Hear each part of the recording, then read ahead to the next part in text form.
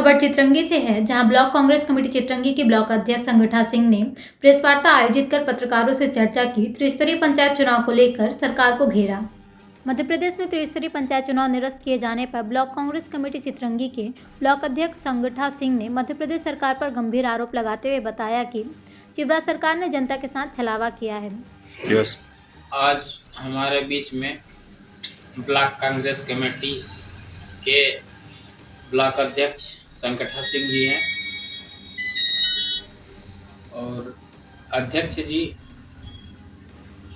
मध्य प्रदेश त्रिस्तरीय पंचायत चुनाव को लेकर मध्य प्रदेश सरकार द्वारा अध्यादेश पारित करके फिर वापस लिया गया है। तो ये पारित करना फिर वापस लेना, दो में से एक तो मतलब गलत है। बिल्कुल पूर्णतः गलत है रजनीश भाई, धन्यवाद आपको। आपने बहुत अच्छा मुद्दा उठाया।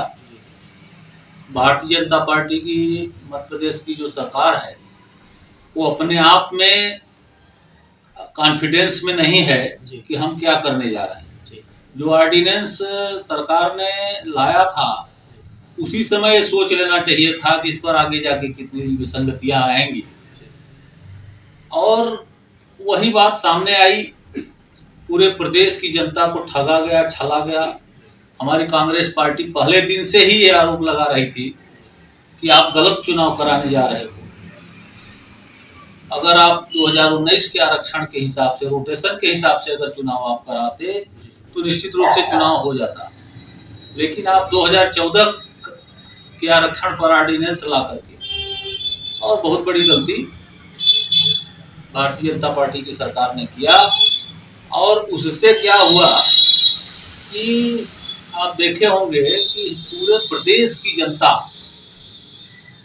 परेशान हो गई। अनाधिकृत रूप से उनका पैसा खर्च हुआ, पोस्टर छपा लिए, बैलेट छपा लिए, तमाम बिजली का बिल शायद वो माफ हो जाता, उसको जमा किया गया। यहाँ स्टाम्प, नोटरी, तमाम करोड़ों रुपए बेचारों के खर्च हो गए।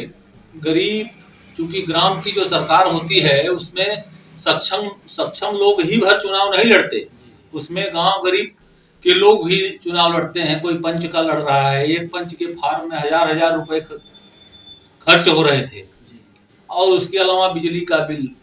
तो आज फिर से यूं टर्न लेकर के और उस अध्यादेश को वापस कर ली सरकार। जैसा कि आप देखे हैं कि कल निर्वाचन आयोग ने उसको पूर्णतः निरस्त कर दिया। एक मजाक बन के रह गया चुनाव।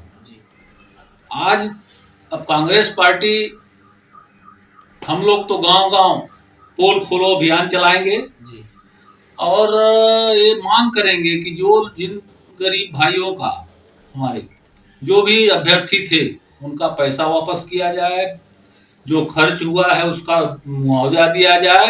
अब इसके बाद देखिए क्या करती है भारतीय जनता पार्टी की सरकार। ये जब 73वां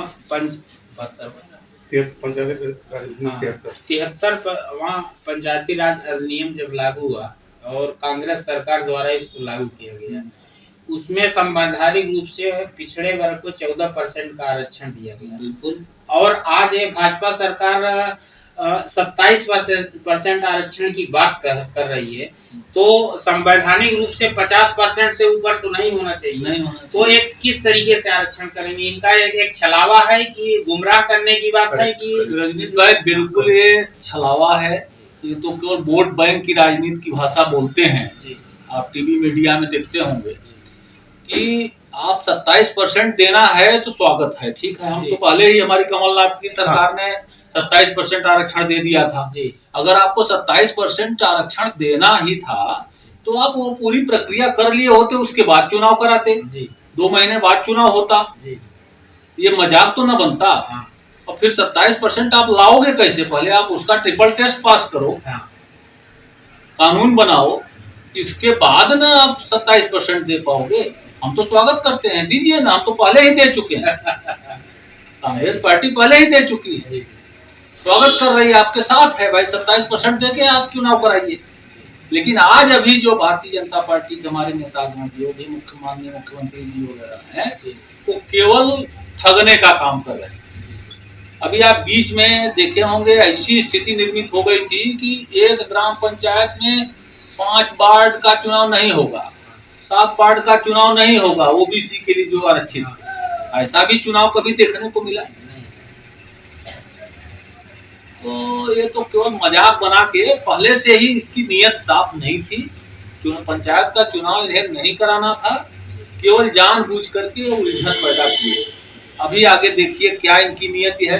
शायद ग्राम पंचायतों के जो माने भी कार्य संचालन का की बात अभी सामने आएगी, उसमें इनकी नीयत भी शायद साफ हो जाए कि चूंकि ऑलरेडी विलम्ब हो चुका है, तो अब ये कौन सी व्यवस्था लागू करते हैं, उस व्यवस्था पर भी बहुत बात सामने आ जाएगी। सूत्रों से जानकारी प्राप्त जो हुई है उसके अनुसार इनका वो दीनदयाल अंत्योदय समिति बनाई गई है और उसमें लोगों को कार्य करने का अवसर देंगे। बिल्कुल बिल्कुल दे सकते हैं, ये कुछ भी कर सकते हैं। भारतीय जनता पार्टी सरकार चुने हुए प्रतिनिधियों को हटा सकती है और अपने लोगों को बैठाने के लिए दीनदयाल अंत्योदय समिति या और जो भी समिति कोई भी बना करके ये लाभ पहुंचाने के लिए कर सकते हैं, जबकि ये भी गलत है।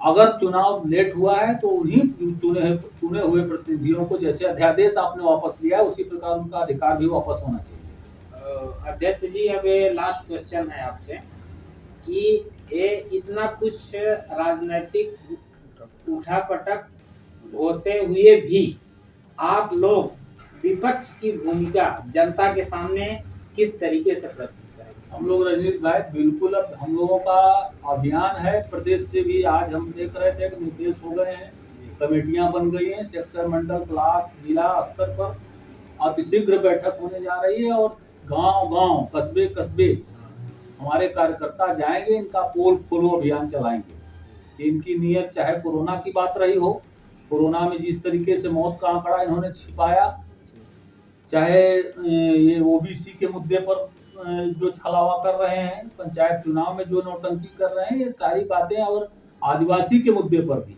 जैसे अभी आप देखे होंगे भोपाल, इंदौर में 2 कार्यक्रम करके आदिवासी बता रहे थे, लेकिन जहां वास्तविक आदिवासी हैं वहां कुछ नहीं हो रहा, लूटे जा रहे हैं।